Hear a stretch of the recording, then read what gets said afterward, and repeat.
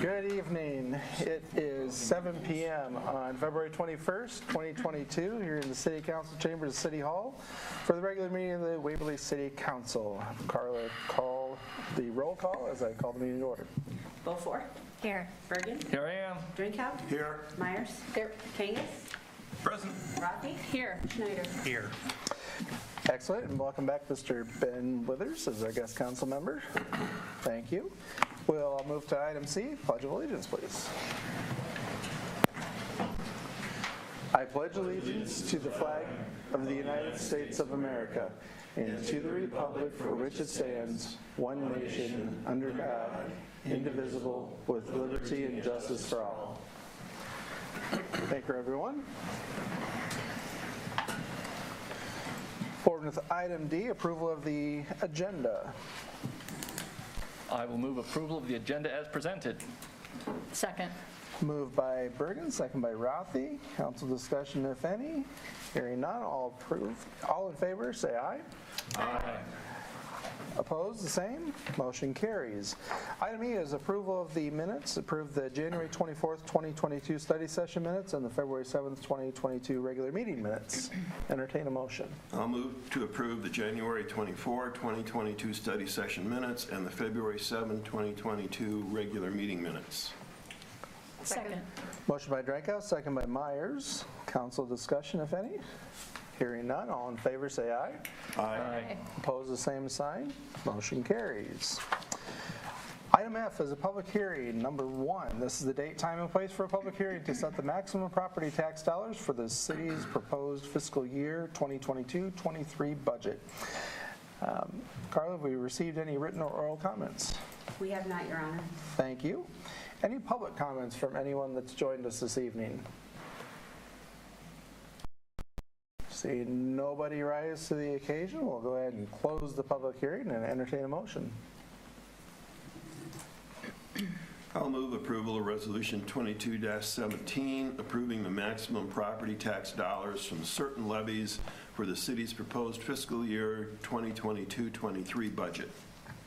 Second. Motion by Drenkow, second by Birgen. Council discussion.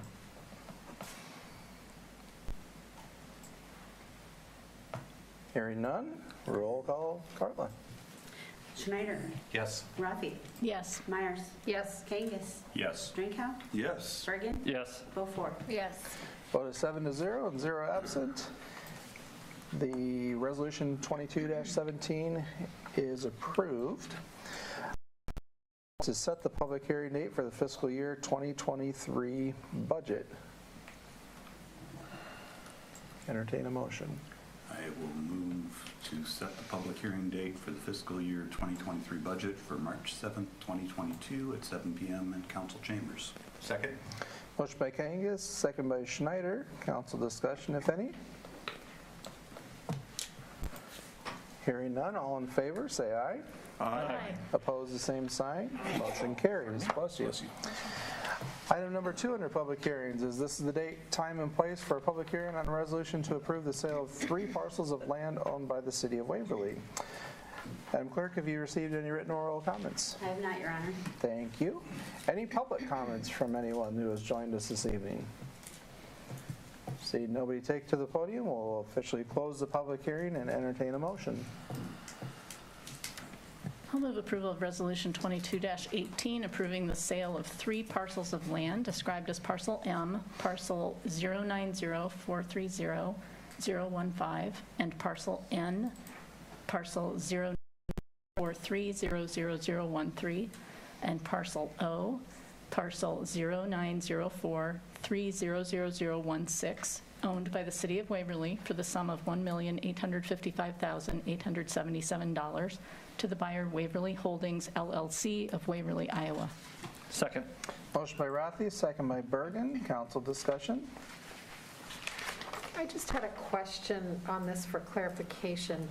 On page 6 of our packet, about a third of the way down the page, it says warranty deed, and then it says for the consideration of $1 and other valuable consideration, the City of Waverly does hereby convey to Waverly Holdings, LLC, and so on.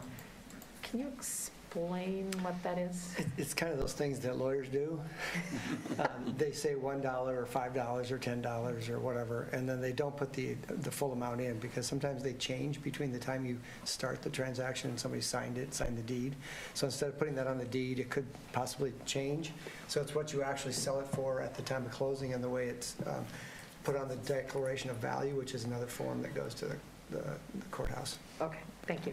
So that other 1.8 million, that's the other valuable consideration. TBD. Yeah. Okay, thanks. Anything further? Hearing none, roll call, Carla. Rathe, Yes. Meyers, Yes. Kangas, Yes. Drenkow, Yes. Birgen, Yes. Beaufore, Yes. Schneider. Yes. On a vote of 7-0, 0 absent, Resolution 22-18 is approved. Public hearing number 3, this is a date, time, and place for a public hearing for the Downtown Alley Reconstruction 2022 project plans, specifications, form of contract, and estimated total cost. Any written or oral comments, clerk? There are none, Your Honor. Thank you. Any public comments from anybody that has joined us this evening? Seeing nobody approach, we'll close the public hearing and entertain a motion. I will move approval of Resolution 22-19, approving plans, specifications, form of contract, and estimated total cost of $52,378 for the Downtown Alley Reconstruction 2022 project. Second. Motion by Drenkow, second by Meyers. Council discussion, if any? I guess I just had a question of whether we're expecting any, well, this doesn't make any sense, but if we're expecting any surprises under the concrete, or are we just thinking this is going to be a simple concrete replacement? Are we looking to replace any other infrastructure? I know that sometimes things are under there that we weren't anticipating, but You might find Jimmy Hoffa under there. perhaps. I guess if I knew what to expect, it would. I know, I realized that after I Tell you asked now, it, you won't get it later. right. There may be the occasional fuel tank that pops up like last time, you Yeah. never know, but yeah. We hope not. Hope not, okay. I guess we're not aware of any adjacent buildings that would really give us cause for concern, but we can say that about other properties Yeah. that we have, so. Ark of the Covenant. Hope for the best. The Ark of the Covenant. Ark of the Covenant. Okay, thanks.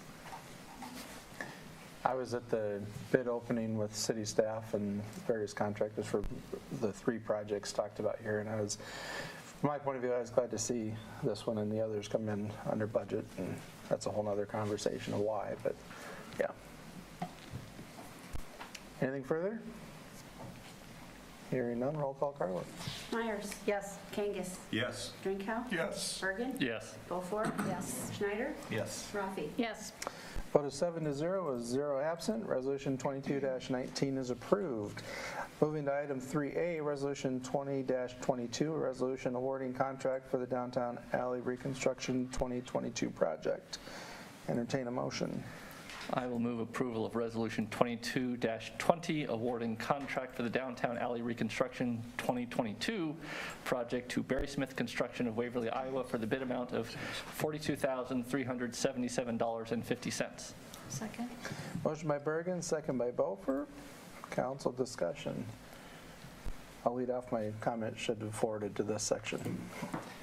Has Barry Smith Construction done any work for us in the past? Or is he a new, I don't recognize the name, so I'm curious. Oh,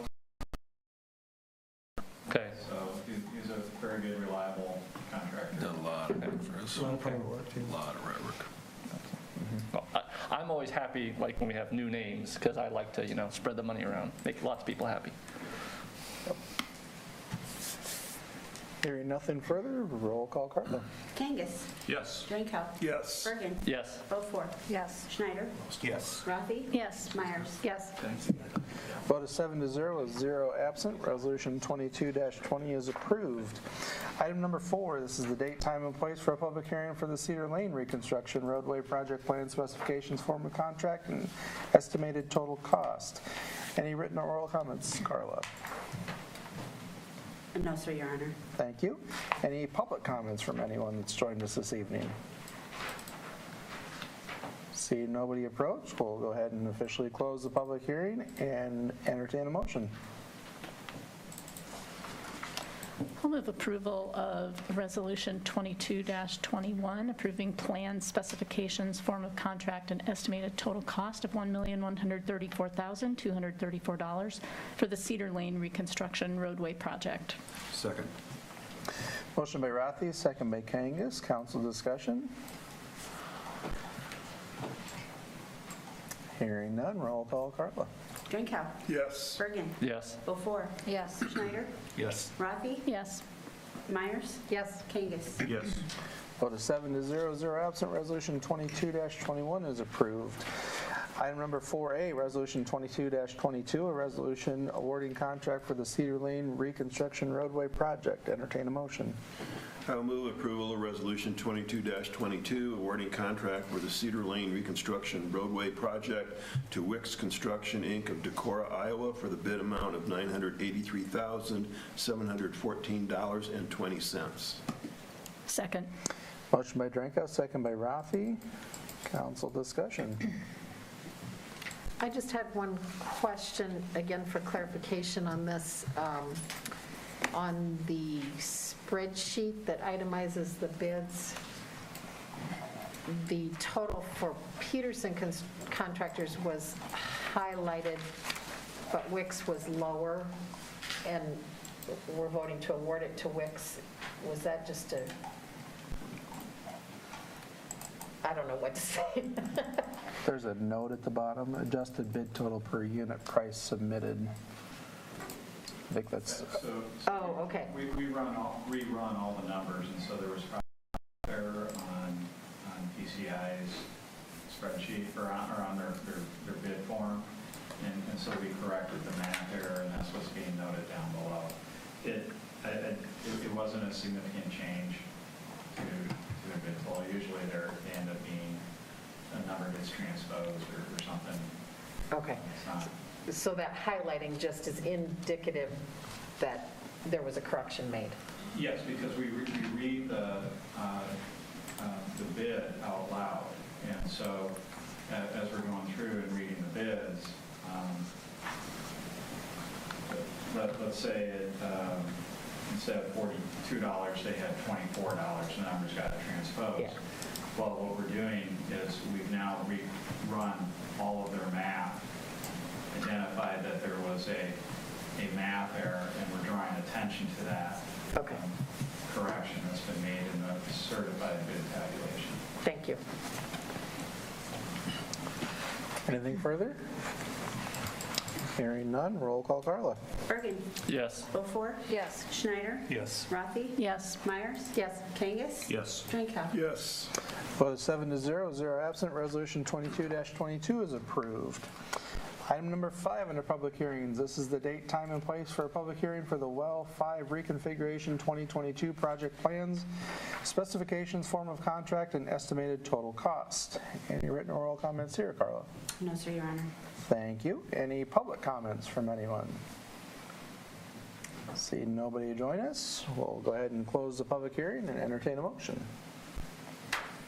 I'll move approval of Resolution 22-23, approving plan specifications, form of contract, and estimated total cost of $135,770 for the Well 5 Reconfiguration 2022 project. Second. Motion by Meyers, second by Schneider. Council discussion, if any? Hearing none, roll call, Carla. Beaufore. Yes. Schneider. Yes. Rathe. Yes. Myers. Yes. Kangas. Yes. Drenkow. Yes. Bergen. Yes. Vote of 7-0, 0 absent. Resolution 22-23 is approved. Item 5A is Resolution 22-24, a resolution awarding contract for the Well 5 Reconfiguration 2022 project. I entertain a motion.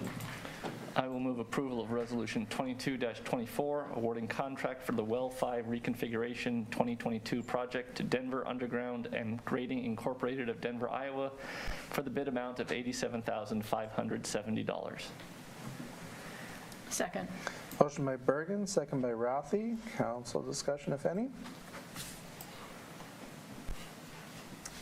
Hearing none, roll call Carla. Schneider. Yes. Rathe. Yes. Myers. Yes. Kangas. Yes. Drenkow. Yes. Birgen. Yes. Beaufore. Yes. Vote is 7-0 and 0 absent. Resolution 22-24 is approved. Item number 6 under public hearing. This is the date, time, and place for a public hearing on Ordinance 1098, an ordinance amending Chapter 105 Traffic Code by repealing and replacing Section 105.10 off-road utility vehicles of the Waverly Municipal Code. Carla, any written or oral comments? I do have one written comment here. All right. This comment is from Tony Reynolds. I will not be able to make it to the meeting tonight. I do want everyone to know I am in full support of allowing UTVs on the city streets. But with the unknown of if this will pass or not, I had to take an opportunity that came up to buy a house in a different town that already allows the use of UTVs in the city. I know some of the other people we ride with are also looking to move out of Waverly if this does not pass. My plans were to see if it passed first before deciding to move out of the town of Waverly, but I could not pass this up. If this does pass, I will still buy the permit to be able to ride in the city of Waverly and would come to town and support the businesses which I believe would really benefit from the use of UTVs. I hope everyone that has a part in this decision asks all the questions and get all the facts before voting it yes or no.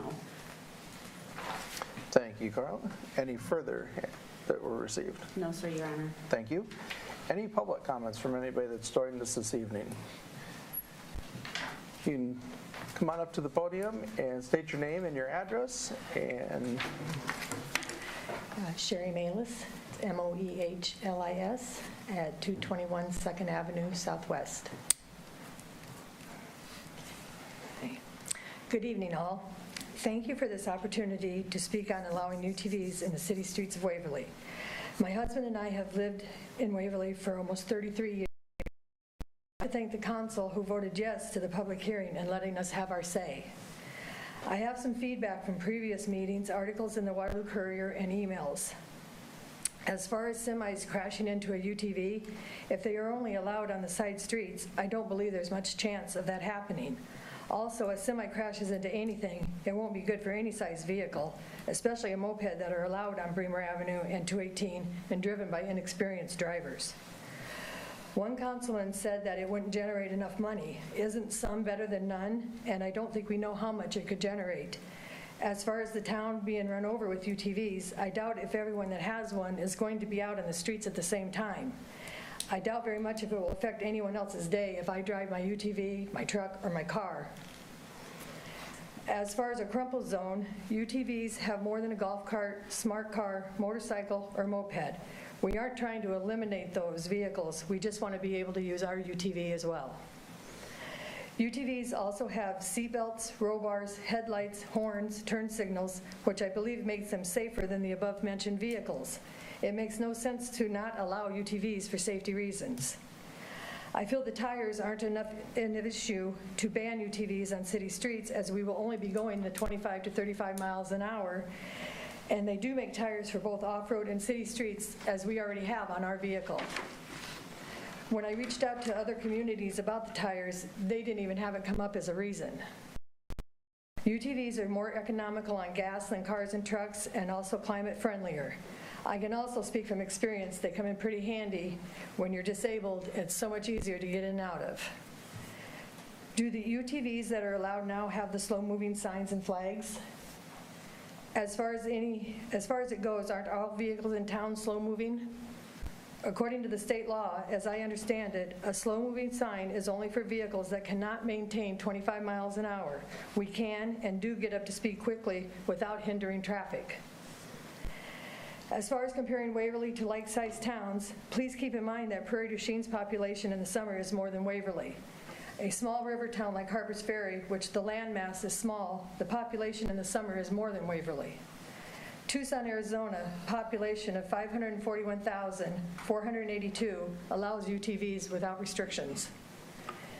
It was mentioned that Waverly would become an island. I would like to point out that there are gravels that already allow UTVs, so I feel that it's an island now. Even more if the state passes the bill HF 2130. I don't understand why pulling a sled was a UTV concern. If somebody wanted to do that, they would use a car or a truck. Another concern was the height of the UTV, being unable to see at intersections. The average height of a UTV is 46 to 52 inches. The height of a Corvette is 48 inches. And when the snow is piled up at the intersection, any driver in a car has trouble seeing. It was mentioned that the police wouldn't be able to tell the difference between a UTV, ATV, and etc. I'm 100% sure our police department can tell the difference. Also, if a person wanted to see the difference, I would suggest Googling the different ones. UTVs wouldn't be allowed on the rail trail, nor do we want to. We enjoy taking the long way around. It was mentioned that UTV drivers were breaking the law in a certain tourist town. Do any other drivers of any other vehicles break the law?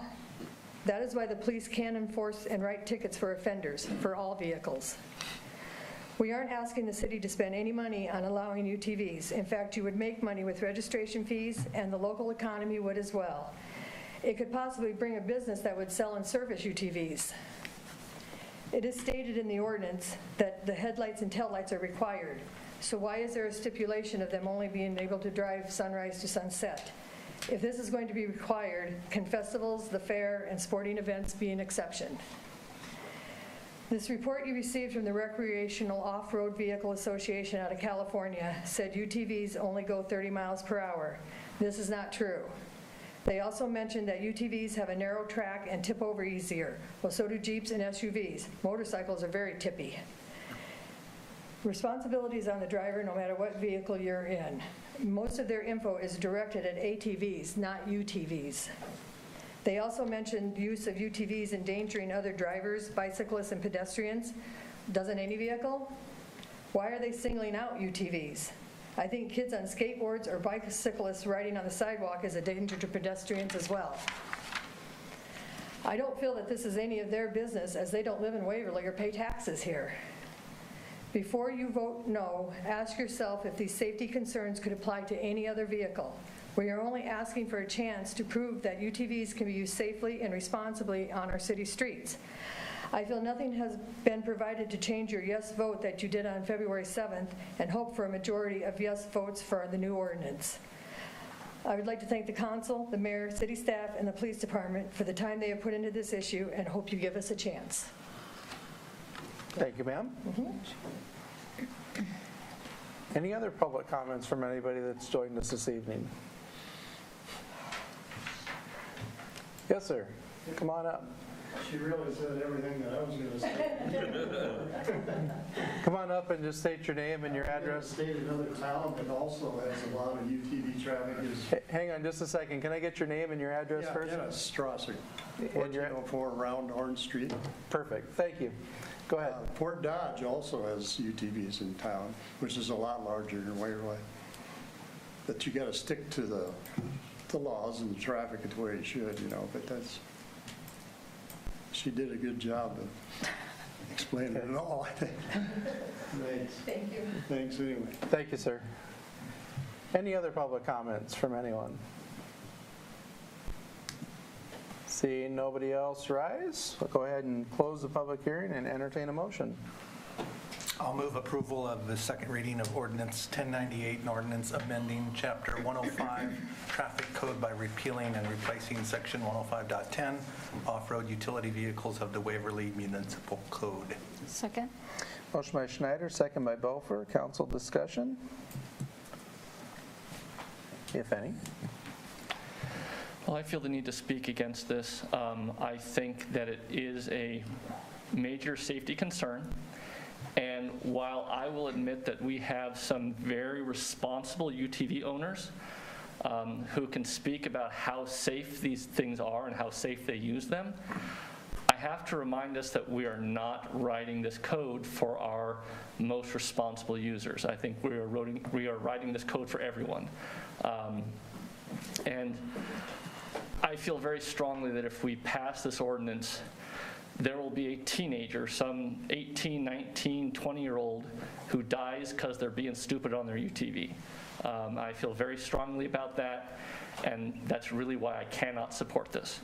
I think I've heard complaints about, you know, noise concerns and this and that, but I mean, I just think that it's going to encourage reckless behavior on behalf of some of our citizens, and I can't support it.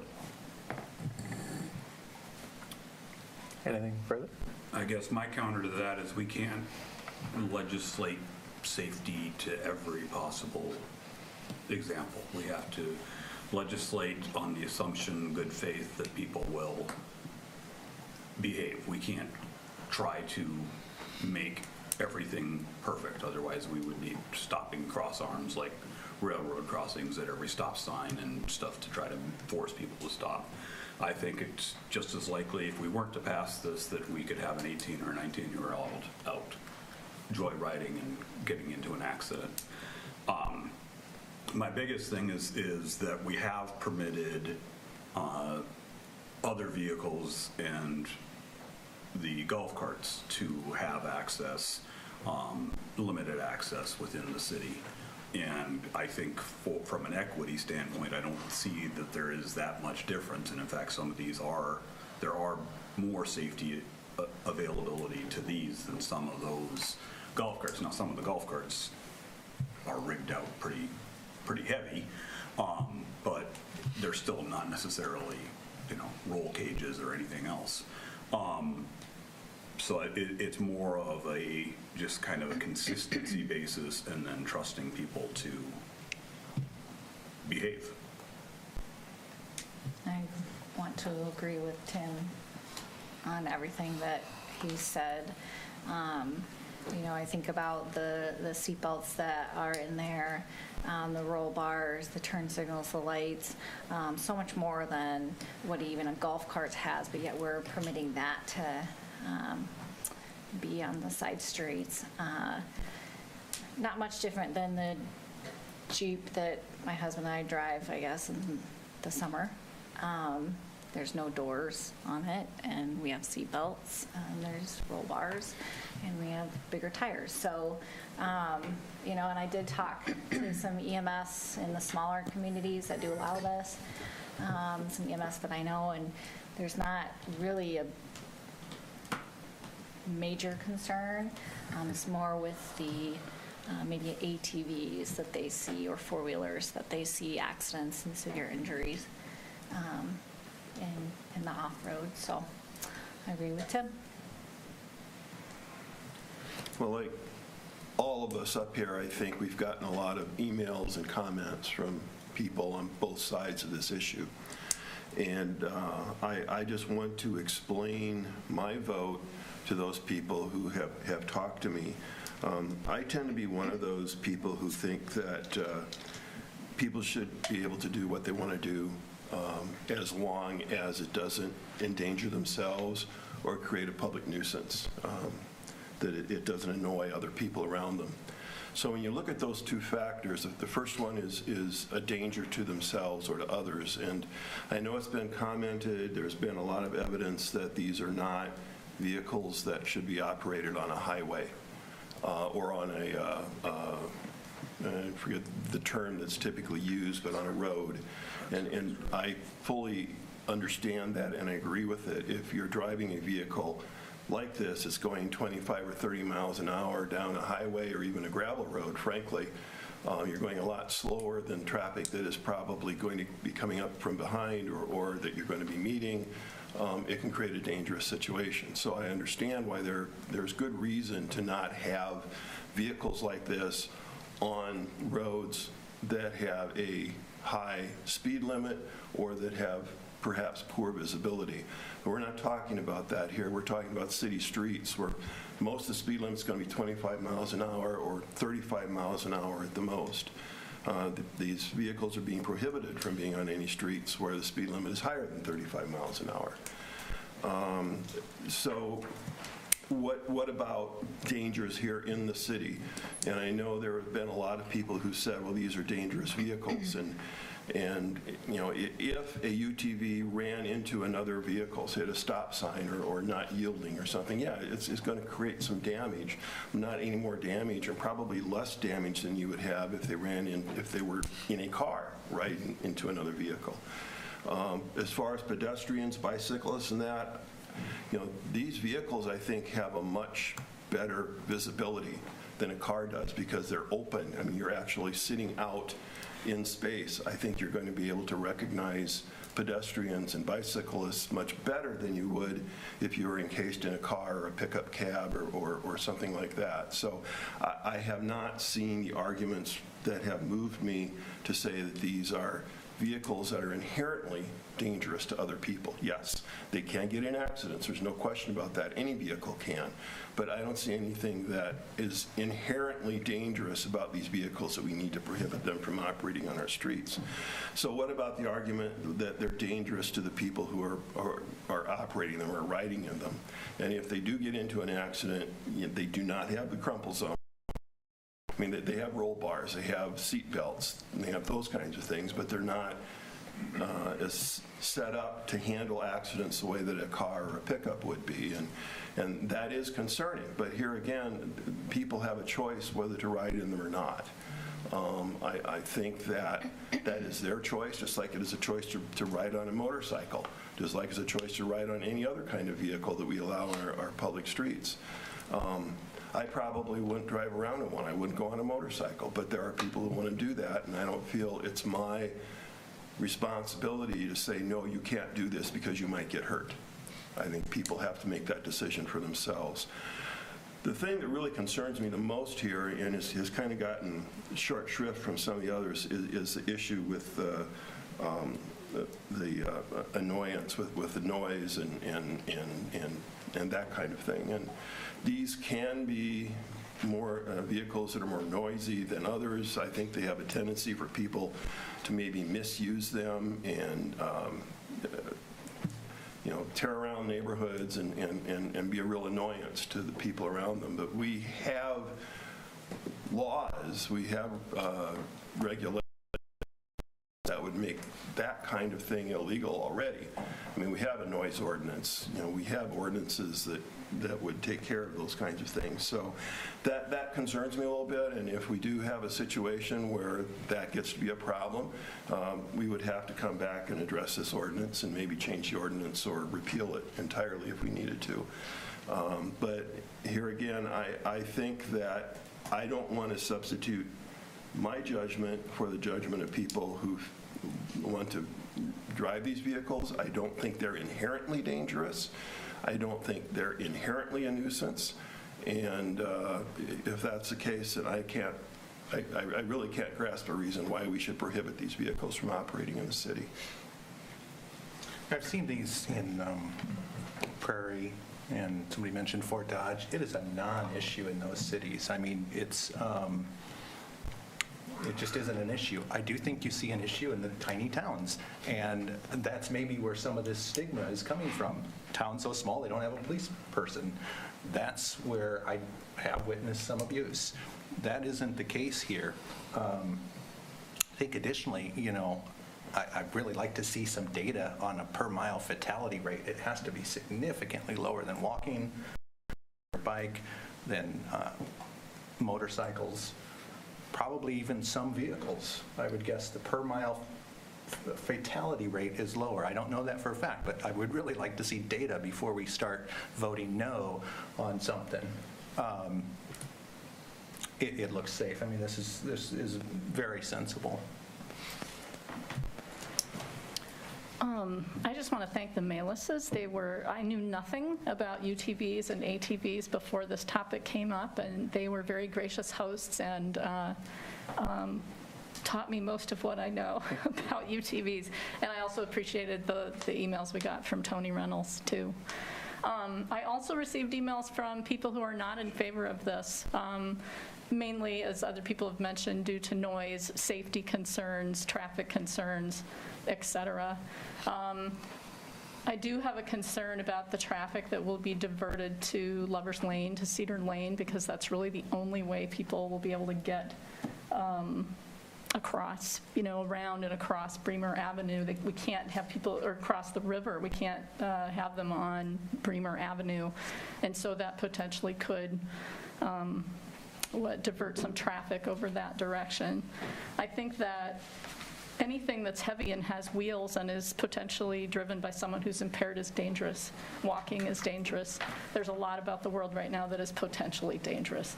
And we can't control everyone's behavior, but I do think it's government's role to try to put some safety measures in place. That's why we have seat belts. That's why we have drunk driving laws, et cetera. And so I do think it's our duty as elected officials to weigh the pros and cons of something like that and of this, and I've tried to do that.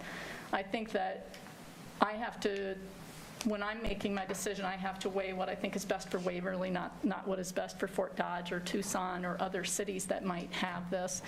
And I think that I've heard from about as many people who are in favor of it as who are opposed to it.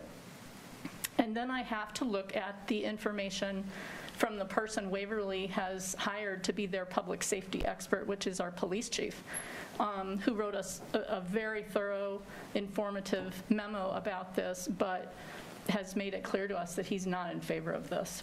So I have a difficult time opposing him, who I do consider to be a reliable source of information about what is safe for our town.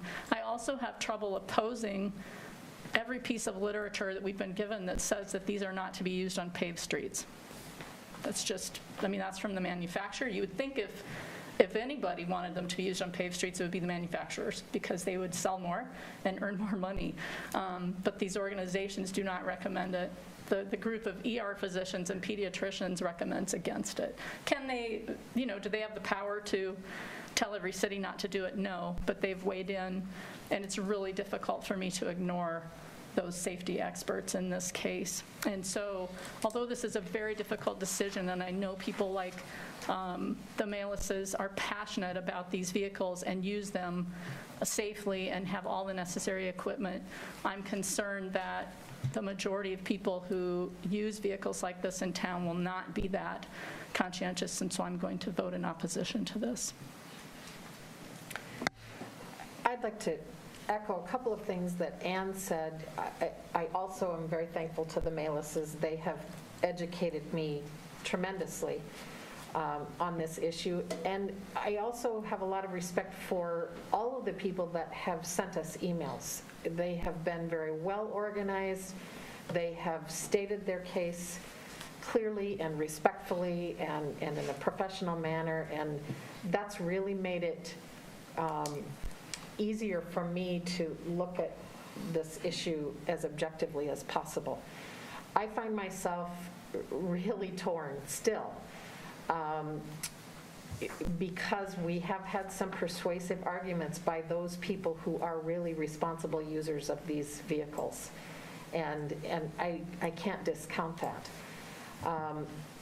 I have also spoken to as many people as I could reach who may have more expertise than I do. I spoke with the police chief in Independence and asked him what their experience has been like down there. And unfortunately for me, nobody that I spoke to gave me real clear direction. I was hoping somebody would give me an argument that would make it really clear for me, and that didn't happen. But one thing that I learned from the police chief in Independence that surprised me a bit, he said that they have not really seen what he could say was a measurable economic impact. He said that they have a group of responsible UTV users in town that the way he described it sounds much to me like the people that have reached out to us who are regular users within the city limits of Independence, but he said that they really haven't seen many people coming in from other towns, and that was that community's experience. I think the parts that I'm still really struggling with, I have concerns about Cedar Lane being the only way for UTVs to get across the river, and concerned that that could become a dangerous road if there's a lot of traffic. I also have concerns if there were to be a lot of high school students who are 16 years old and would legally be able to use these, and what that might look like if we had an influx of young users. And then I think the part that I'm still just really struggling with is, as Ann said, what we would consider experts in the industry seem to universally be saying that they don't think these should be used on hard surface roads. And I guess maybe there's part of my first life living in the emergency room that I just can't quite get over those experts telling me that they don't think these should be used in this way. That said, I think it's also really important for us to acknowledge that there are a lot of vehicles in question, and there's going to be more. As our transportation options increase with scooters and e-bikes and golf carts and smart cars and all of those other things, I don't think this is an issue that's going to go away. I think it's something that we're going to need to face, but I guess my gut right now tells me that it's not concrete enough that I'm comfortable saying, yes, let's go for it. Speaking of high school 16-year-old drivers, I did see a young high school driver as a student parallel park today, and she did a wonderful job, so I hope she is watching today. She's superior. I think that some of these drivers are very getting taught very well. All right. Anything further? Before we vote on this, I would like to bring up one item, and that has been highlighted already, the fact that these vehicles are required to have lights, but are also prohibited from driving after dark. I'm not sure why those two seemingly contradictory provisions are in here. If they have headlights and taillights that are sufficient, unless there's some technical reason why these lights do not illuminate well enough to drive after dark, I would like to see that provision taken out. Now, we might be able to get a little bit more technical information on that. I really haven't seen why that. Can you clarify which provision you're talking about, the after dark or the headlights? No, well, both of them. If you look at 105.10.07, item 4, so paragraph 4, has lights that no ORV shall be operated without a lighted headlight and tail light at such other times and conditions provide insufficient lighting to render clearly discernible persons and vehicles at a distance of 500 feet ahead. And then item 6 says hours of operation, no RV shall be operated in the City of Waverly from sunset to sunrise. Is there an issue with the lights on these, that they're not sufficient to illuminate anything? What about fog and snow, other poor visibility? Wouldn't you want headlights on them? Yes, I'm not saying that they should not have headlights. What I'm saying is I'm questioning why they can't be operated at night if they have headlights like any other vehicle. I mean, any other vehicle that has headlights can be operated at night. I'm not sure why this prohibition was put in here. I guess I'd like an explanation on that. Just for a quick clarification here, I do see the hand out in the crowd, but unfortunately with our council procedures, they can't allow any further public comment, so sorry about that. I was just going to add that I think the reason that provision was put in there is that originally when they crafted the golf cart ordinance, that was the desire of the council at the time. They didn't want operation at night. There was not nearly the lighting equipment available golf carts at that time when that provision was created, or that ordinance. So he was, I don't want to try and speak for Chief Purcell, but I think he was just mimicking the existing ordinance at that time. Also concerns with maybe noise or any other aberrant activity at night would kind of lessen the blow, so to speak, if it did get passed as far as the activity. I'm not familiar enough with ORVs or those devices, and I can't give you factual information as far as do they meet legal requirements. My guess is that they would manufacture them to meet legal requirements that's required by the 321 code. But again, I don't know that factually. I'm not that intimately familiar with those devices. Okay. Well, I would move that we eliminate item 6 and renumber items 7 and 8 as item 6 and item 7 in section 105.10.06. I'm going to speak very strongly against that. I don't know if you need a second for the motion before we discuss the change. I think so, yeah. Yes, I would. Got a motion and a second. So correct me if I'm wrong, Carla, with a voice vote. So all in favor of supporting? No, we just have a motion and a second. Okay, motion and a second, so discuss. Okay, now you can discuss the amendment. Sorry, go ahead. So if you strike number 6, you're basically saying that people can be driving these things at 2 in the morning. And while there may be noise problems with these in the middle of the day, this would be a real, I think there's no one who wants to be woken up by one of these things at 2 in the morning or at 3 in the morning. And I think that this would become a much greater problem if we allow these things to operate all 24 hours a day. There are some noise concerns, but right now those noise concerns are during daylight hours.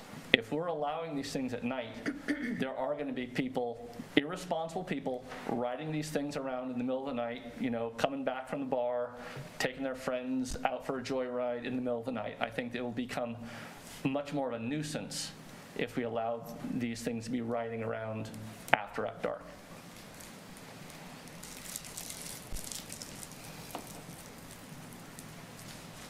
Anything further there? Yes, sir. I'm not sure if it's proper procedure here to add a little bit. Councilman Drenkow, you were concerned, or you said that there was ways in which law enforcement could enforce some of these noise complaints. The problem with our noise complaint is our local ordinance, basically it's a very vague ordinance, and it states that we have to show that it is a big disruption and out of the norm. So during the daytime, we have a problem enforcing any kind of noise ordinance because most of those complaints come from third shifters that are trying to sleep through the day and a house is being built beside them. That would be an example. At night, it may be a little simpler, but the Iowa State Code muffler law changed the wording of their code here a short time. Well, it's been a while, actually. They said that it has to be, the muffler to be effective has to be loud noise and excessive smoke. That is the verbiage that is used in the current traffic code. What we're seeing now is a lot of high-performance can mufflers, motorcycle mufflers that are coming out on the market. They're very, very loud. Like I said, I'm not familiar with ORPs. I can't say I have any experience with that. But that's what's tying law enforcement hands as far as noise infractions go, is unless they're blowing smoke while they're making loud noise, they don't fit the definition of a defective muffler under Iowa State Code. So that's where a lot of noise complaints that we get at the police department, that's the problem we're having, is the legislation doesn't fix or address what seems normal. Because some people would think, wow, that's really, really loud. That should be a violation, and it's not. Well, that's interesting, because I always thought it was based on a decibel reading of some kind. We don't have decibel meters in the city of Waverly. And for that to be enforced, it would have to be written what is an acceptable range within the ordinance, and we would have to purchase meters to enforce that. But we currently don't have that level of an ordinance. So if I can sum up, the purpose of this provision, number 6, is not so much of a safety issue because these vehicles would be unsafe to drive in the dark. It's more of an issue of we don't want these vehicles operating after dark because of the potential noise or whatever. It's really not so much a safety issue. Am I getting this correct, or someone correct me if... I don't know that we know, because we weren't there when they drafted the ordinance, but... I think Chief Purcell would have to probably answer that. Yeah. And you still have another reading if you want to make that change at that point in time. He will be here for the next meeting to address that, or he can do that through email. We can pass that along to the chief. You can certainly change it tonight if you want, or if you want to wait and get his response, you certainly have another reading to change it as well. Well, we've got it in front of the council, so what I would like to suggest, and this is really up to the mayor, that we go ahead and take a vote on it tonight. And if the ordinance passes tonight and we have another reading, we can either change it or change it back, depending on what information Chief Purcell might give to us.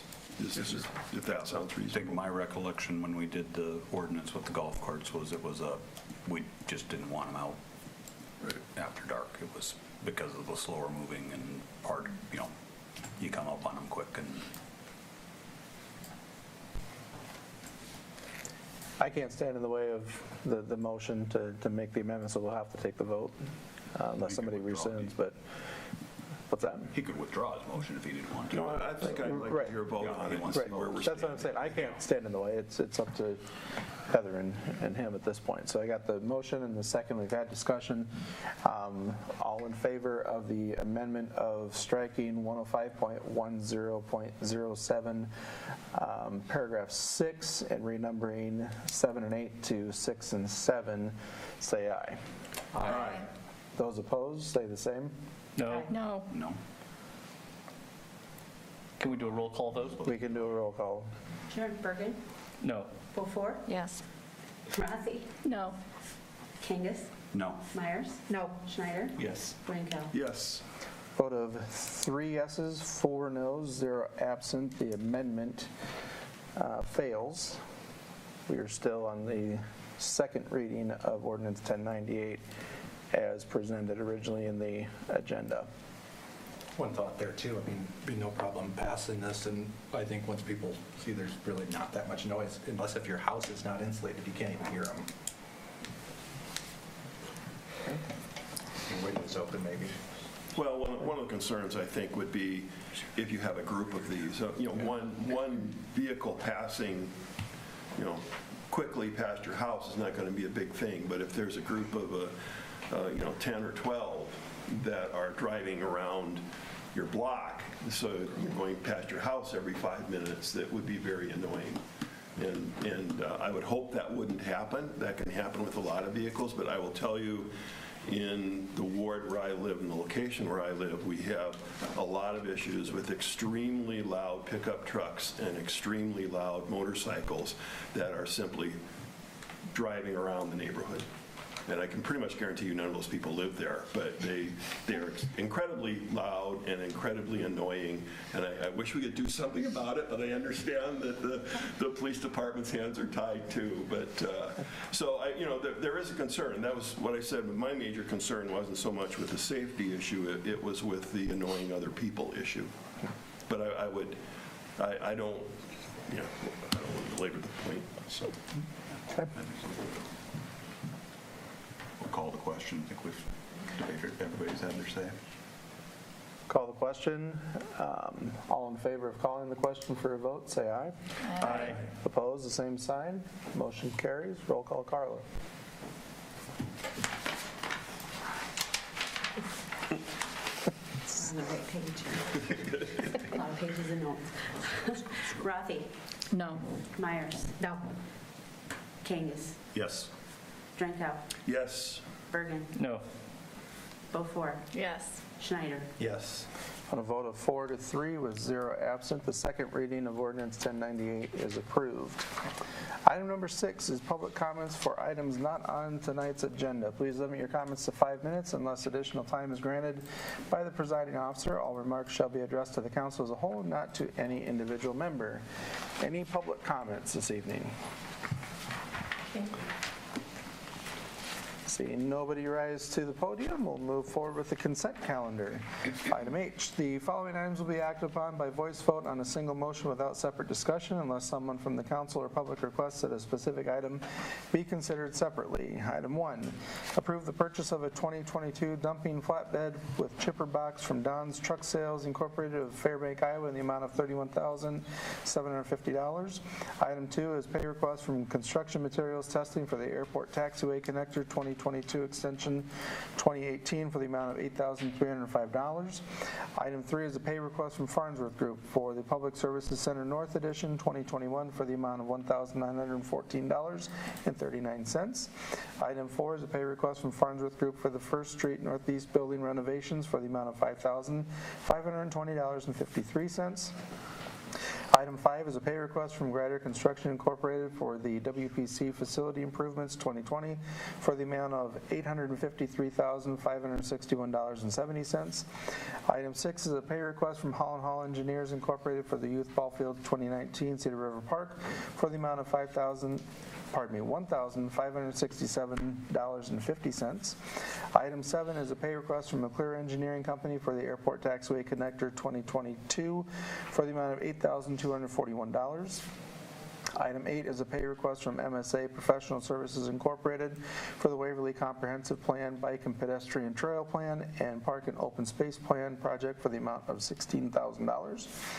Item 9 is a Class C liquor license for Applebee's Neighborhood Grill and Bar. Item 10 is a special Class C liquor license for Get Roasted Coffee Company. Item 11 is the cash disbursements for January of 2022. Entertain a motion. I'll move approval of the consent calendar as read. Second. Motion by Meyers, second by Rathe. Council discussion, if any. Just a comment that I noticed Carla gave us more information on the liquor licenses, so I hope you noticed that, Rob. So And I'll be honest, it wasn't just Carla, but the state changed their stuff. You take credit for it. You should take credit, Carla. I think that the state must have heard from a lot of city clerks. Good. We don't have any 1,900 applications. Yeah. Hearing nothing further, all in favor of approving the consent calendar, say aye. Aye. Opposed, the same sign. Motion carries. Item I is regular business. Review the Historic Preservation 2021 Certified Local Government Annual Report. We've got Isaac and we've got Karen Lehman with us. Yes. So government, they have to turn in a report every year.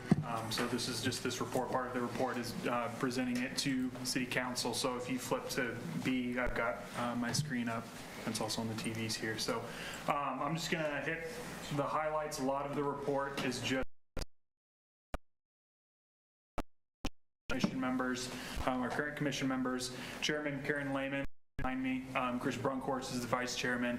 Then we also have Don Meyer, Mary Meyer, Glenn Fenneman, Justin Jeff Coach Shetler, and Darius Robinson on our commission right now. Brian Birgen is our council liaison. We had a pretty active year in 2021. So planning activities, which is 8.1 in the report. Commission has a couple of planning subcommittees in action right now to prepare for Historic Preservation Month, which is in May.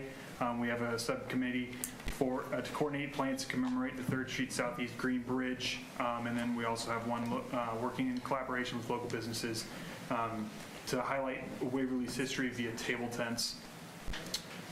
8.2, this is the commission providing assistance on preservation issues or projects in the community in this calendar year. One of our commissioners, Mary Meyer, assisted with Project Lead on their session on local history and preservation on September 8th. The commission also reviewed Wartburg College's National Register nomination form for the Wartburg College Historic District. We reviewed that and then submitted our comments to them and also to the state for that review. Commission worked with SHPO and the Army Corps of Engineers with the demolition of the Green Bridge. We worked with the Chicago Rock Island Pacific Railroad Passenger Depot was nominated to the Waverly Historic Register in February of 2021. They accepted by the Waverly Historic Preservation Commission on March 23rd. The commission also created a historic sign commemorating the depot in conjunction with the city's community development department. That sign is out in front of the current Four Queens building on the corner of Bremer and First. Then we also provided a letter to the Bremer County Historic Society in their grant application to repair the Bremer County Historical Society Museum. Future collaboration to identify and create historic signs along First Street Southwest. Drenkow presented potential designs for Bremer Avenue Bridge, and then another commissioner, Don Meyer, is representing the commission as on the Citizen Design Committee, working with the Iowa DOT with the Bremer Avenue Bridge. And then we present an annual report to the City Council every year, and as well as our action plan. The action plan is what was provided in the agenda packet tonight. Public education programs, again, a pretty busy year for us. We had the Farmers Exchange office building was opened, and we had an open house on May 22nd. We had approximately 60 people that attended the program. Over 150 people toured the Farmers Exchange. All of the commissioners, city liaison, council liaison, were all there at the event. We provided tours of the Firefighting Museum, Bremer County Historical Museum, Historic Cross Point Church. Commissioner Chris Brunkhorst assisted with tours of the Sturdivant House. We also hosted an intern, Zach Brunkhorst.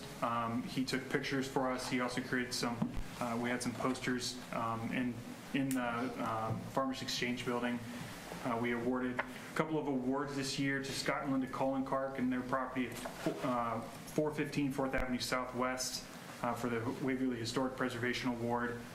We also awarded Four Queens, Dairy Cream, the Depot, and Cross Point Church. They received plaques for their selection to the Waverly Historic Register. We continue to make walking tour brochures available at the Waverly Public Library and the Waverly Chamber of Commerce. Continue to offer the 1868 Bird's Eye View poster maps.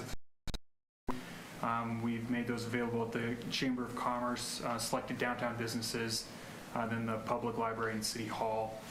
Commissioner Don Meyer led a walking tour of Old Fourth Ward Southeast Historic District.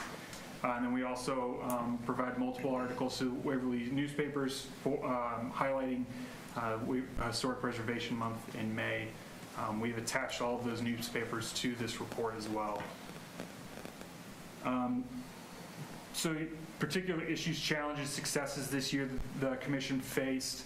Commission is very proud of their work to come up with appropriate plans to honor Waverly 3rd Street Southeast Green Bridge. Obviously, the demolition is something that the commission didn't want as stewards of our historic sites, but they're also excited for the opportunity to memorialize that bridge. Commissioners attended multiple city council meetings to pitch and explain their proposals to memorialize that bridge. And then we have that as part of our action plan moving forward into 2022 as well. That's the big items that we have. We have the action plan attached. We can go through the action plan. Karen, if you want to step up and help me go through that. So we have 4 big items for the Historic Preservation Commission's action plan in 2022. Increase the footprint in the community. Part of that is fundraising efforts for the memorialization of the historic 3rd Street Bridge. We're also celebrating and publicizing 25 years of existence. WHPC was certified as a CLG December 4th of 1996. You want to go through some more? No. Okay. I figured I'd let you have your chance. So, maintain, develop relationships with local entities. Like I said, we have 1868 poster maps available around town. We want to continue our relationship with those businesses, Chamber of Commerce, the Public Library. Collaborate with providing representation input for local initiatives such as those of the Chamber of Commerce, the Wayfinding Project, City of Waverly with Land Use Plan, Birgen Avenue Bridge Reconstruction. And then we are still working on identifying and developing future connections with other local businesses to just increase the community's historic knowledge. Continue to explore designations of additional historic districts in Waverly. Like I said, Wartburg College, they proceeded with adding a historic district. We provided a review of that. We want to maintain ongoing discussion about use of the historic survey of the northeast quadrant, determine its viability. I believe that's the only quadrant of the city that we don't have a historic district in. So once we're able to identify where we can get some fundraise or some money to make that a historic district. That's certainly on our radar. I think to collaborate to host and promote Preservation Month, which is May of every year. Like I said, last May we had an extremely successful event and the open house at the Farmers Exchange, so we're working on doing something for this year as well. So.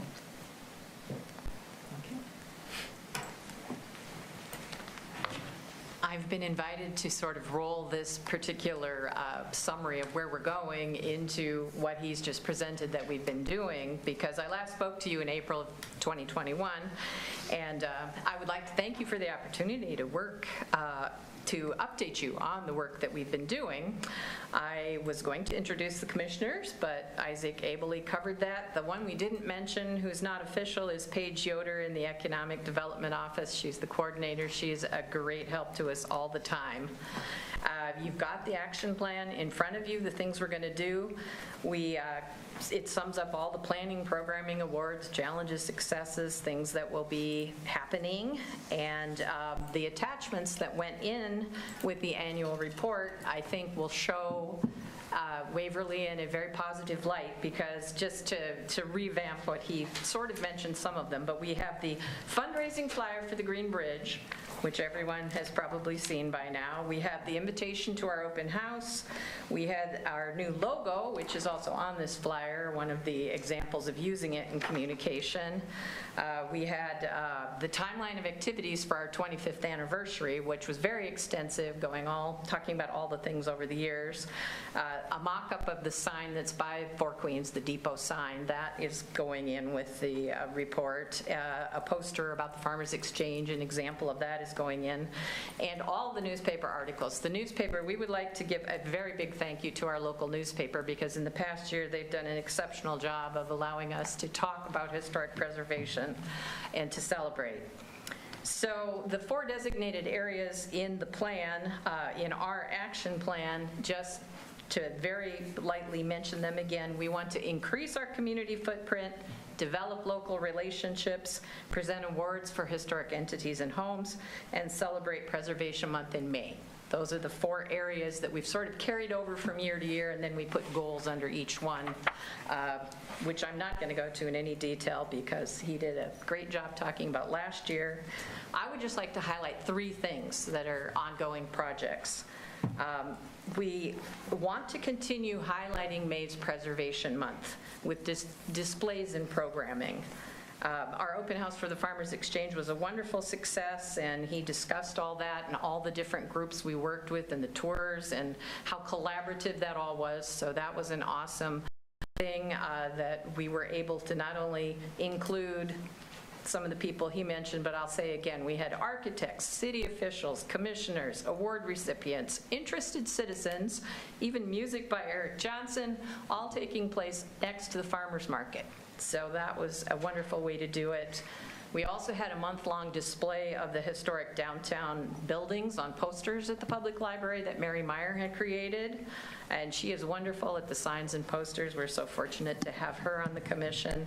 And we had our annual proclamation from Mayor Hoffman. So since one of our goals is to raise awareness, events like this are a great tool. And we look forward to hopefully doing one this May that brings up my point number 2, our work to commemorate the 3rd Street Southeast Green Bridge. It's been an ongoing effort. Obviously, we have a partner with the Northeast Iowa Community Foundation. Our commission has created plans for how best to memorialize this bridge. We've worked with the council to come up with a strategy that met your approval and was given funding. And of course, we met the requirements from the Army Corps of Engineers and the State Office of Historic Preservation for the loss of a historic property. As everybody knows by now, we're planning to incorporate signs, a bronze plaque, and public art into destinations at 2 different parks. Fundraising continues to ensure that all the plans will be accomplished with the city funds and with the public financial support. We've applied for grants, we've sent targeted mailings, we're approaching local service clubs. We've had some great publicity in the newspaper and also in the Courier. And this is a new thing that we are doing right at the moment that will last throughout the next year. We are working with Waverly Shell Rock High School's Industrial Tech Department. They have Go Hawk Manufacturing, And we salvaged metal from the bridge that we were able to save that we would like to use as the base of the bronze plaque that will be put into one of the parks. And the high school students in that Go Hawk Manufacturing are very excited to come up with creative ways to use the metal to make a base for that plaque that is representative of the themes and the whole idea of bridges. So we'll see what they come up with, and we'll find out how functional that is, and hopefully it'll be a great addition, and it brings other ages into supporting the whole thing about celebrating the bridge. So if everything aligns, we are hoping to use Preservation Month to have a program where we dedicate 2 signs that talk about the bridge that are similar to the ones all around town by the inflatable dam, the Rock Island one, plus a public art installation. This will all be in South Riverside Park, hopefully in May, and we will bring in artist Rebecca Hackman, who will give a public forum and explain her visionary sightseeing binoculars, which incorporate historic and contemporary photos of the bridge in 3D format. So that's an exciting program because we would like to continue giving educational forums, and there's an opportunity to do that. If the stars don't align, we have a backup date potentially for maybe Heritage Days. So we have done the activities then also in other years. Obviously, we'll be publicizing more about this as it comes together. And then May 2023, so the next year's celebration, we look forward to dedicating the bronze plaque in Brookwood Park on the base that is being created on the south end of where the bridge existed. So I just need to put a plug in. If anyone who's listening would like to contribute to our efforts to appropriately commemorate this bridge, please talk to a commissioner, or you can Google Fund to Honor Waverly's Green Bridge, and it will take you right to the foundation fundraising page. So finally, the third thing, we continue to find ways to celebrate and work on our 25 years of existence as a commission.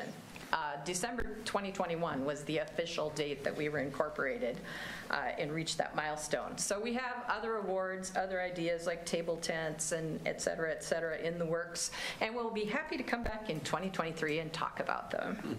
So we appreciate the opportunity to share our accomplishments and plans with the City Council and the community. Are there any questions? I was just wondering if Isaac could put on the screen again the logo. I'm not sure that I've seen your new logo, and he kind of flashed by it really quickly. Yeah, it won't be, oh good, he can enlarge it. Is that a generic building, or is that? Well, you know, when we did the signs for the historic districts, we wanted a historic-looking building, and we worked with Iowa Prison Industries, and that is not any specific home or anything, but it gives you the idea of that, and that's what's on our signs around town. And brown is the color of historic preservation for national signage. So that was with the help of a group of Warburg students that did a project with us 2 years ago, and they suggested we have a logo, and so this is what they came up with. Looks nice, thank you. Thank you. Any other questions? I just want to say thank you for, I think it was this summer meeting, Daniel and I with the news down at the park impromptu. I was caught off guard that news wanted to do an interview, and I said, I'll be more than happy to come down, but I think the real professional needs to be contacted that has a better vested interest with the historic preservation, being the chair. And I called Karen up, and I can be right down there. And thank you for being on TV, and I'm okay that I wasn't. It was a bad hair day. I wasn't going to say anything, but no, I really appreciate that, and I do look forward to the proclamation, coming forth in May, and carrying that tradition forward with the support of the council, of course. So thank you to yourself and what the commission does as a whole. Thank you all for your support. All right. Move on to regular business item number 2, resolution 22-25, a resolution approving a platted survey to create parcel F located at 2219 Aspen Avenue, Waverly, Iowa. Entertain a motion. I'll move approval of resolution 22-25, approving a platted survey to create parcel F located at 2219 Aspen Avenue, Waverly, Iowa, for Ronald Zell. Second. Motion by Schneider, second by Birgen. Council discussion. Hearing none, roll call, Carla. Meyers. Yes. Kangas. Yes. Drenkow. Yes. Birgen. Yes. Beaufore. Yes. Schneider. Yes. Rathe. 7-0 with 0 absent. Resolution 22-25 is approved. Item number 3 is Resolution 22-26, a resolution approving completion of the Eagle Ridge Drive project, paragraphs 1 through 5 of the development agreement with Echo Development Group LLC, and releasing the irrevocable letter of credit. Entertain a motion. I will move approval of Resolution 22-26 as read by the mayor. Second. Motion by Drenkow, second by Rathe. Council discussion, if any? Hearing none, roll call, Carla. Kangas. Yes. Drenkow. Yes. Birgen. Yes. Beaufore. Yes. Schneider. Yes. Rathe. Yes. Myers. Yes. Vote is 7-0, 0 absent. Resolution 22-26 is approved. Item number 4 is Resolution 22-27, a resolution approving the purchase of a 2021 F-450 Lifeline ambulance for Waverly Health Center's ambulance services. Entertain a motion. I'll move approval of Resolution 22-27, approving the purchase of a 2021 F-450 Lifeline ambulance from Clocks Emergency Vehicles of Sterling, Illinois, for the purchase price of $221,559 for Waverly Health Center's ambulance services. Second. Motion by Birgen, second by Rathe. Council discussion. I don't see any specs on this, other than it's an F-450, 2021 F-450. Is there any other information on it? Like, you know, it talks about, you know, they were sold the other ambulance back, and the cot, does this come with cot? What type of equipment is in it? Is it four-wheel drive? Does it have, what type of suspension? Do you normally look at those specs on all the vehicles that we get, or? No, but I was wanting to compare it to another vehicle that was purchased by a different ambulance, and it was, I believe it was similar, but I didn't have any of that information. There was no I just know they were specifics. drafted by the hospital and the people that use it, and they sent the specs out. That's not really something that we get into as much on our end. You were comparing it to another vehicle we purchased, or a different city? No, a different city. It appeared that it might be the same, but then I was like, oh, I don't know any of the specs on it. So there's nothing. It's just says it's a 21 for F-450 Lifeline. So it seemed to be the same, but they didn't know the specs. Like, did it have the four-wheel drive? Did it have different suspension or what? Because there was a big price difference. So. Well, this is a diesel compared to the gas ones we've been developing. Yeah, and this one was a diesel as well, so I didn't know. My recollection is part of the new emergency area was that they were going to be able to handle bigger ambulances, and so I'm assuming this is the first of getting that fleet upgraded. No, that is correct. I don't know if it's four-wheel drive or the suspension or the dimensions, the horsepower. I don't know. We can get that. If you want to hold off, we can get that, but That's fine. I didn't see any of it. pick it up this week, so. I was going to say, is this the one they're picking up this week? Yeah, it's sitting in summer, right? Right, because I heard at the meeting I was at before this one that we were picking one up this week, so. I just know this one's 14 years newer, Right, yeah.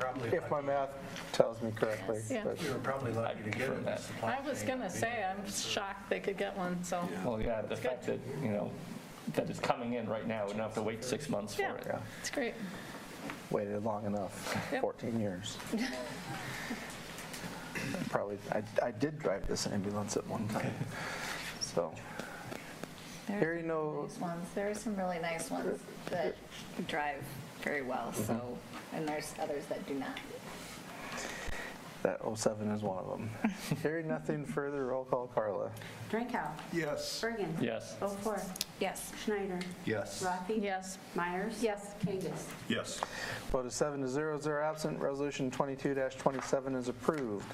Item number 5 is first reading of ordinance 1099, an ordinance amending the zoning map of the City of Waverly for the rezoning of parcel ID 10063533024 from C2 Commercial District to M1 Light Industrial District and setting a public hearing. Entertain a motion. I'll move approval of the first reading of ordinance 1099, an ordinance amending the zoning map of the City of Waverly for the rezoning of parcel ID 10063533024 from C2 Commercial District to M1 Light Industrial District and setting a public hearing for March 7th, 2022 at 7 p.m. in the City Council chambers at City Hall. Second. Motion by Rathe, second by Birgen. Council discussion, please. I feel the need to express some concerns I have with this recommendation from Planning and Zoning. And I'll try to keep it as concise as possible because I have several concerns. Full disclosure, in my business, I sell a lot of countertops, stone countertops, and I have known Damon since he came to town. I do not do business with him, and the reason that I don't, which won't be a surprise to him, is that I have some discomfort with if I am having an installation of a countertop and there is an issue with it, it has to go back to Spencer to be modified. And I know that that happens very rarely, but that's my own anxiety. And so I have, in the years that he's been in town, continued to do business with the people that I did business with before he came, people that are not in business in Waverly.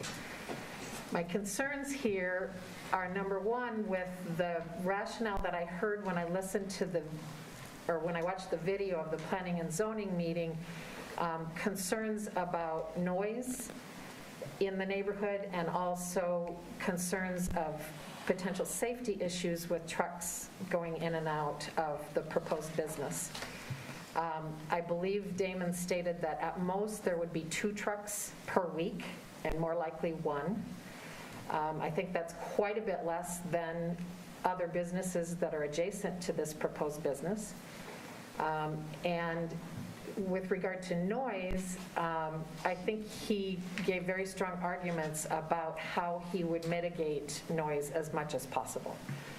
I have a real concern with us denying a very well-founded business proposal from someone who's trying really, really hard to grow a business in Waverly.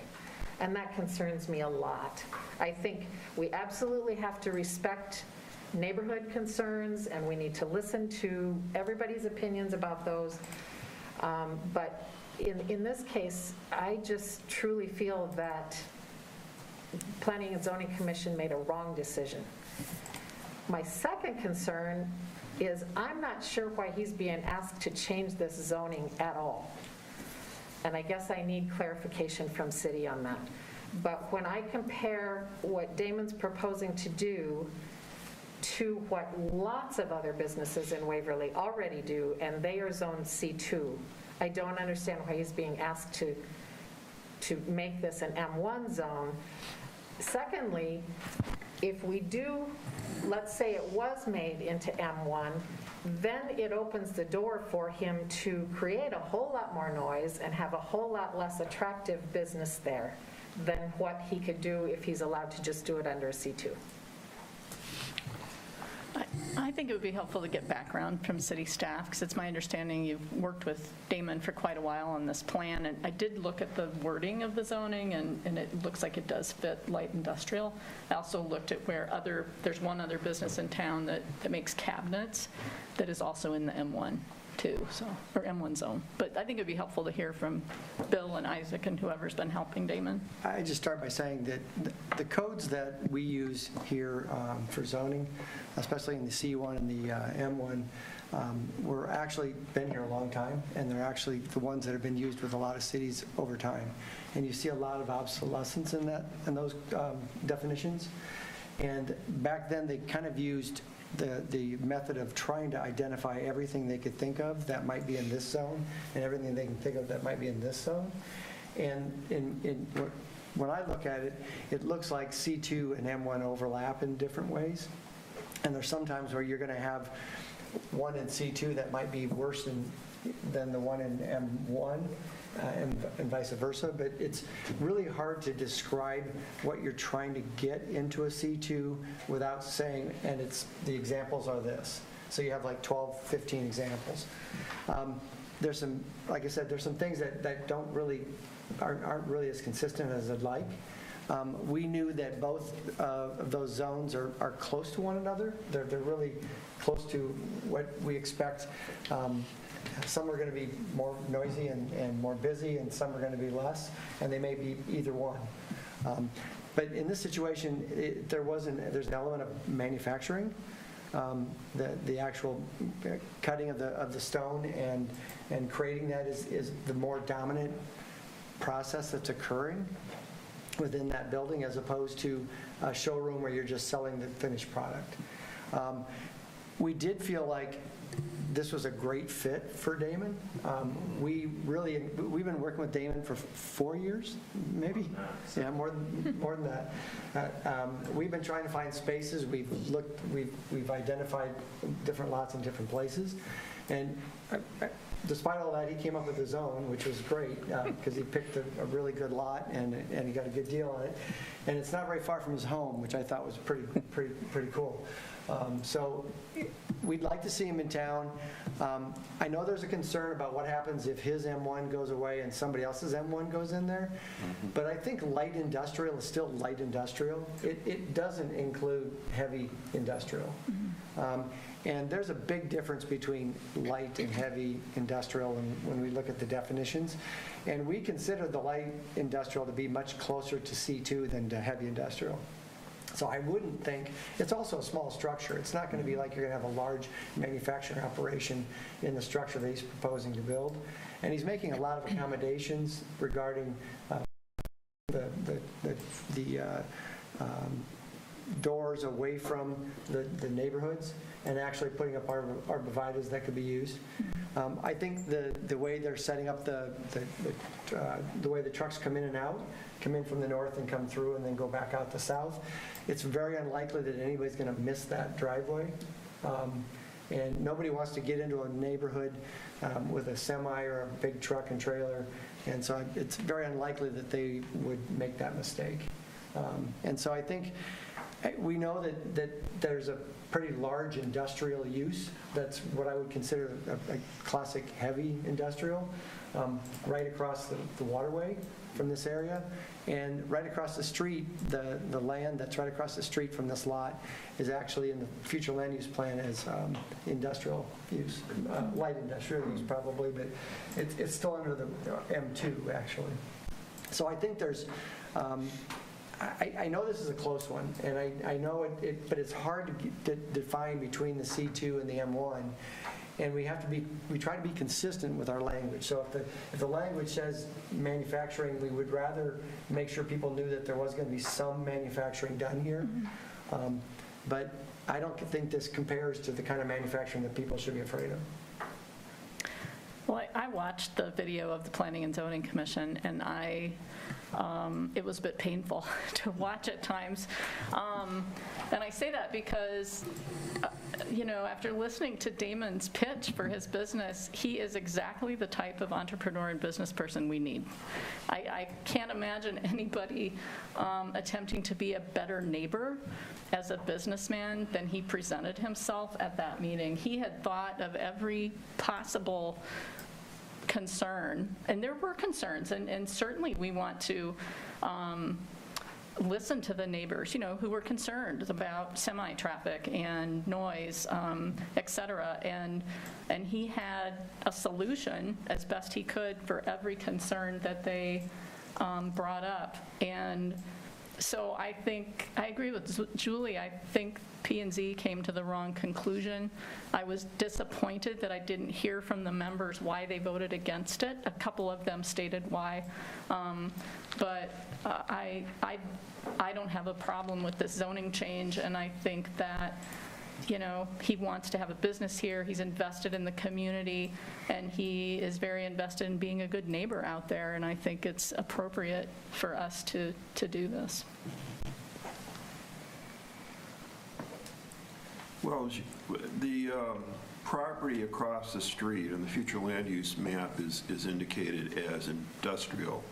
How is that zoned right now, Gary Schneider's property? C2. C2, okay. Well, the only concern that I have here is that once it gets zoned to M1, I mean, it's zoned for M1, not just for him, but for anybody else that would buy that property. And I think Bill already mentioned that you know, that would always be a possibility, and you have to look and say what kind of problems that might create for the neighborhood if a different M2 group came in or Purpose came in. M1, I'm sorry, M1 business that did not have the concern for the neighborhood as what Mr. Cruz does, is obviously he does. I would have no problem, I think, if we could zone this just for him and have it revert back if he ever sold the property, but I know we can't do that. So yeah, this is a close one because you know, as you know, I'm really concerned about zoning property in proximity to residential areas. So I think I am going to have to go ahead and vote to approve the first reading and then take a much harder look at it before we do the second reading. Yeah, I'm kind of in a similar situation that I'm concerned about spot zoning in general. If it looks like this one property is light industrial, but again, this is the first reading. I'm willing to approve it for now and try to get more information about what's going on here. I haven't seen kind of the future land use map to see what's going on to the east, so I'll be curious to get more information about that. But yes, but for now, I'm willing to vote yes to see what happens. I do have a hard time with spot zoning, and I do have a hard time going against the recommendation of P&Z, even if there are reasons why people question their choice. But I do feel a certain obligation to listen to them. But again, this is just the first reading. Well, I'd encourage you to watch the meeting. Okay. Honestly. And I don't know, Isaac, if you have any comments about spot zoning. I mean, I think that, you know, right next to this is the mill, which is very noisy and busy. Yeah, I know you made some comments during the P&Z meeting about spot zoning. Isaac, I don't know if you or Bill want to comment on that. Yeah, I would say that generally when we think about spot zoning, we think of, you know, if you have a well-established residential neighborhood, you put a commercial use right smack dab in the middle of it, and there's not commercial use blocks and blocks away from it. Again, this is a close one because technically it wouldn't be neighboring any industrial uses. That being said, the future land use map shows an industrial use across the street. So if that's rezoned to M1, you have industrial use right there. If it's not, you still have industrial use closer than 250 feet away from this property. So is it spot zoning? I think that would depend on how strict you want to be on spot zoning. From a staff perspective, the fact that our future land use map shows industrial across the street, we wouldn't consider it spot zoning. But again, that'd be staff's opinion on it. Yeah, I think the other thing that's important for me is he's been working on this for 4 years, has looked at lots in other, 6 years, he's gesturing from the back. He's looked at other lots in surrounding towns, and he wants to be here in Waverly. And, you know, I think we have to decide as a community But what is best for Waverly as a whole? Do we want new businesses to come in? Do we want people who raise their families here and are invested in this community? And you're going to have situations where you bump up against neighborhoods. It's impossible to not have some of that, and I think that you have someone who lives close to this area, who wants to put a business in there, who's talked about basically redesigning his building so that any doors that need to be open while they are sawing on the materials for countertops will be facing away from the neighborhood, trying to control the semi-truck traffic. His only manufacturing is that he's taking pieces of stone and cutting them. That's it. So we're not talking about a big factory going in there. And I just think that, if we don't allow someone who's as invested in the community as he is to come here, who are we going to let develop here? And we have to decide, and that's what these rules are for, right? So we can have these discussions on each situation where a request is made to discuss the pros and cons, just like we're doing. But I just think it sets a precedent that does not favor progress and does not favor growth for us if we don't assist entrepreneurs like him. Bill, could you clarify one more time the M1 versus M2? So if we rezone this M1 and let's say 20 years down the road, Damon vacates that lot and something else moves in. With it as M1, what would be a worst-case scenario for what could happen there? Well, M1 is carpet and rug cleaning, bakeries, welding shops, contractors' equipment stores, circus, carnival, or similar transient enterprises. That's it. That's the one. Sorry, Damon. Coal, coke, or wood yard, cooperage works, creamery, bottling works, ice cream manufacturing. It goes back a long way. I mean, this goes to barrel making. So what is C2? What's the language for C2? You said that's what Schneider's Mill is? Yeah, so C2, you could have automobile, motorcycle, anything that's selling those items, ballrooms, dance halls, bowling alleys, drinking establishments, hotels, motels, truck stops, tire shops, plumbing, heating, electrical contractor shops, residential units And above first grain mills floor, must more be than in 12 there, or? units. That's in Mills M2. M2. Schneider's is M2. Okay. That's heavy industrial. Okay. Standard nutrition is M2 now. Yeah. That's heavy. I mean, it's because the noise and the smell and different things that really. I'd like to think that this will be a 12-generation business in the Cruz family, that you wouldn't have to think of that. Well, if we're a welcoming enough community, that's a good possibility. Hey, I want to see any business thrive. So I think it's a great consideration that we're making, that we're on one end of the M1 spectrum versus the alternate end of it, encroaching on M2. We're closer to the C2 in that.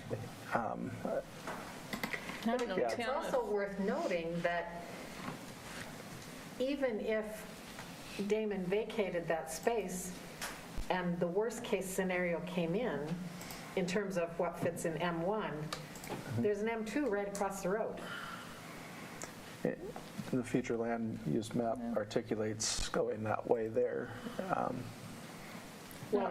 just glad that the conversation is Schneider Milling is M2? Yeah. So this Yeah. So I don't know, Tim, if you had any comments, you were at the P&Z meeting. It was a long meeting. It was that. No, I think Damon presented very well his position on it. My concern, I think, it's kind of what Rod might have said a little bit, is just, as much as we want to encourage business and growth and that sort of thing, we also have to and sometimes step back and think about what it is we're actually doing. We're not putting this business in specifically, even though the action will lead to that. What we are doing is changing the zoning for this particular lot within this neighborhood. And so it's I think from the P&Z and having been around the Planning and Zoning Commission enough, I think what a lot of their commissioners were thinking was along those lines of reasoning for why they voted the way they did, was changing the zoning for this lot in this neighborhood. What future precedence does that set for other businesses wanting to come into nearby other neighborhoods? And then what happens to, do we want to rezone for this? Do we want to rezone for that? And how does that go?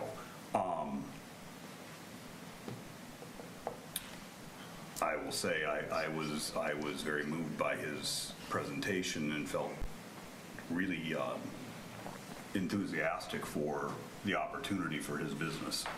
But I think that's the reasoning that the P&Z, the thinking that I've had from listening to enough of those discussions over the years is that that's their thought process.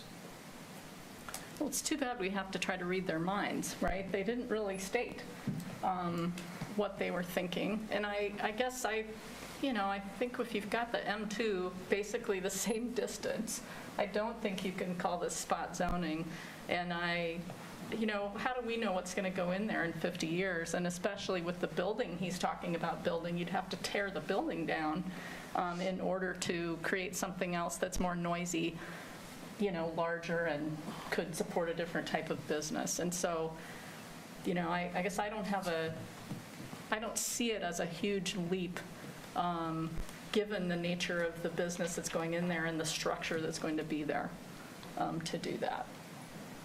Yeah, I think without belaboring the point, I mean, there doesn't seem to be that much of a difference between a C1 district and an M1 district. Frankly, it'd be much more problematic if that property had been zoned or was currently zoned R1, single-family residential, and we were rezoning it for light industrial. That would be a problem for me. But I do want to think about this a little bit more and listen to the discussion, which I have not done, and look and see just what the descriptions are of those zoning areas.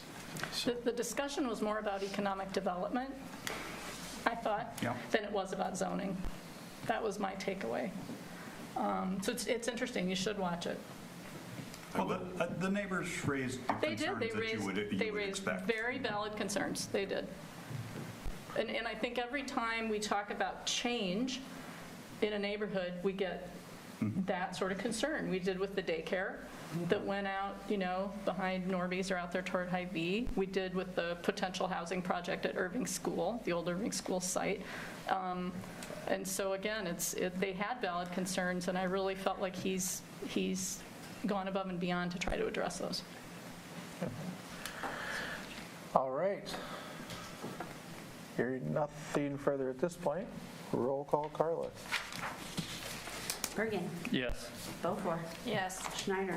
Yes. Rathe. Yes. Myers. Yes. Kangas. Yes. Drenkow. Yes. On a vote of 7-0, 0 absent, the first reading of ordinance 1099 is approved.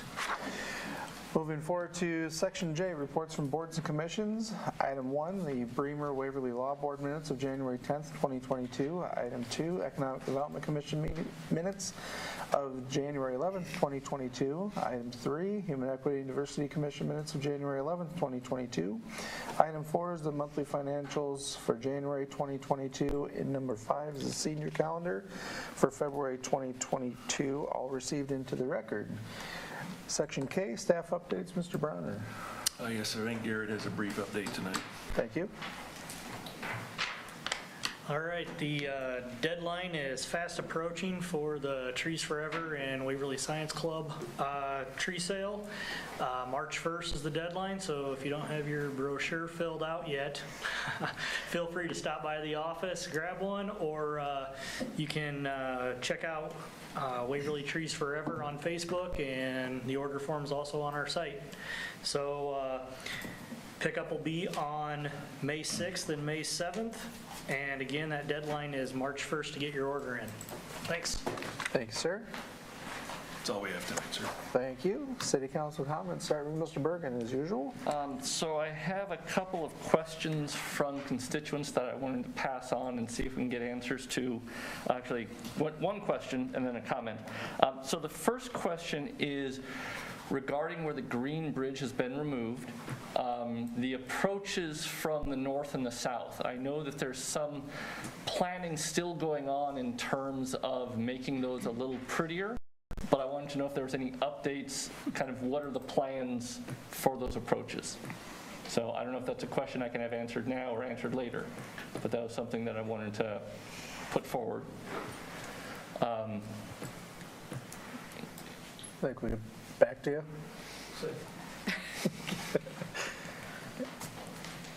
We've had a few discussions staff-wise, but I think it's probably something we need to talk about a little more. Okay. I know the south side, we're looking at the bronze plaque with the bridge memorial, something to go there. We've also talked, maybe about bench, picnic table, stuff like that, kind of more of a little seating area, if nothing else. But at the south side or at the north side, or could be either one. Or we'll see. Okay. Yep. Okay. So, but nothing in depth. But that's still being worked on. It's not done yet. Absolutely. Yeah. It's okay. not done. Do you have any sense of a timeline? Not now. No. Okay. Nope. The money's still being raised for the bronze plaque and all that stuff, and nothing's budgeted for anything else at this point. Okay, thank you. Yep. The other thing that I wanted to bring up is something that someone suggested that I just wanted to pass on. In light of our previous meeting where we had the presentation about Virgil Daniels, Captain Virgil Daniels and his experience in Waverly, someone suggested that the South Riverside Pavilion, we could consider naming that after Virgil Daniels, and I wanted to bring that up for consideration. I'm not endorsing the plan, but I think that's something that we may want to discuss. And then finally, anyone who wants to discuss city council business, I invite people to join me at the Wooden Foot afterwards for a beer. Thank you, sir. Ms. Belford? I want to continue to raise concerns about Parkway and 10th Avenue and possibly looking at speed reductions specifically in the areas of the soccer field and ball diamonds. So I'm going to frequently bring that concern up until maybe something is changed there. Also, there's been several water issues out on the northeast side of town, so a lot of residents that have been without water off and on in the past several days, past week, even in the past month for ongoing various issues. So I'm sure the city is working on that. So that's it. Dr. Rathe? The only thing I'll comment on is for people who want to learn more about Trees Forever and the tree sale, there's a really nice display that someone did right out here in the lobby. So I took a look at that. It's got a lot of good info. Thank you. Ms. Meyers? Nothing for me tonight. Mr. Schneider? I just want to really just say that our budget, we're going to be well under the rate of inflation. So I think that's a very good thing. I mean, we're not looking at a lot of projects. The city's really focusing on staff. That's about everything that I've asked for. Numerically, I suppose it's going up, but here's my bigger issue, is this inflation. Federal Reserve says 7.5%. Well, first of all, they said it was transitory. It wasn't going to keep going up. They're wrong. It's going up, and it's going to continue to go up, and I think it's going to accelerate. Second, it's not 7.5% for a family. families have to buy things that are inflating at a much greater pace than that. I think, when I've looked at it, I think we're looking at 15-20% inflation right now for a family.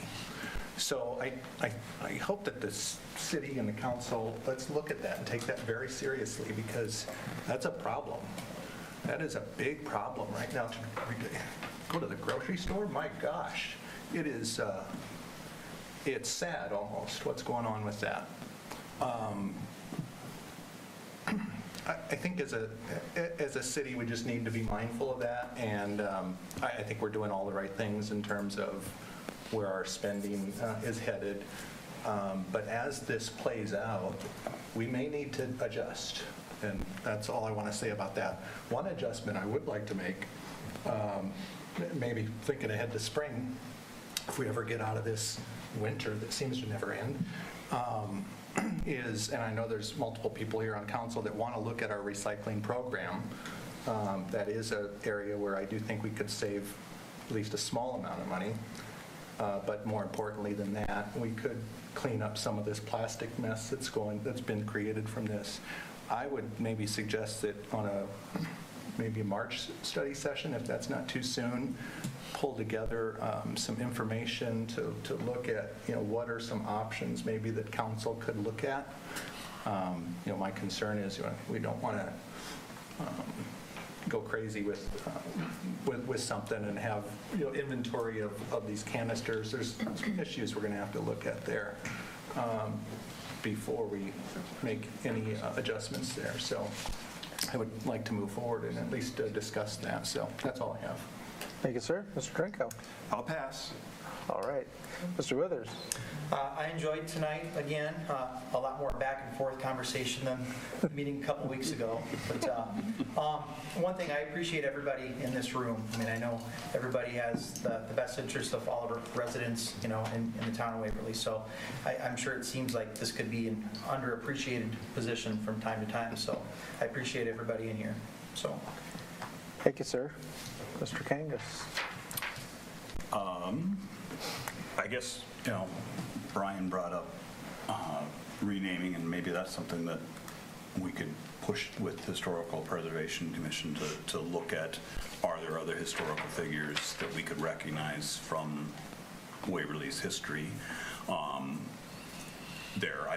not necessarily in favor of renaming absolutely everything for different people. That can get a little bit carried away at times. Or we could just name everything after a bird like West Virginia did for decades. But the one that did bring up was, I'm going to again call, I think I would like to ask for us to consider naming the disaster emergency preparedness section out of the Public Works building for former Councilman Gary Borum, who was a longtime councilman, big advocate on our public safety and services. And I'd talked about that in the past, and I would like to call for that again. Thank you. I only have three things. Kind of goes back to what Heather talked about. I do want to thank the Water Department for their efforts over the weekend in the east end of town. I think you guys got everything buttoned up out there. Everybody's back to full service, and we're good to go there, so that's excellent. Thank you to Val. I know she's not here tonight, but pushing out information on a Sunday. Justin's called to me to help push out some, that notifications. I think staying ahead of notifications and communication really beats down a lot of the potential negative of why weren't we informed, we had no idea what's going on. So the more that we can communicate, coordinate, and collaborate with our community in those efforts, even on a Sunday, we should be doing it. So I want to thank the city staff and even on their weekend for helping get that done. Next month is my month for guest council to follow in Mr. Withers' spot there. So if you have interest in serving on guest council, send me an email, ahoffman@waverlyi.com. Number 3 is I caught that our boys basketball team won tonight, so they'll play on Thursday in Clear Lake on their journey towards the state tournament, hopeful for that. So with that being said, I'm going to save all my comments regarding wrestling until the study session, and I'll seek a motion to adjourn. I'll make a motion to adjourn. Second. Motion by Schneider, second by Birgen. All in favor say aye. Aye. Opposed, the same sign. We are adjourned. Thank you.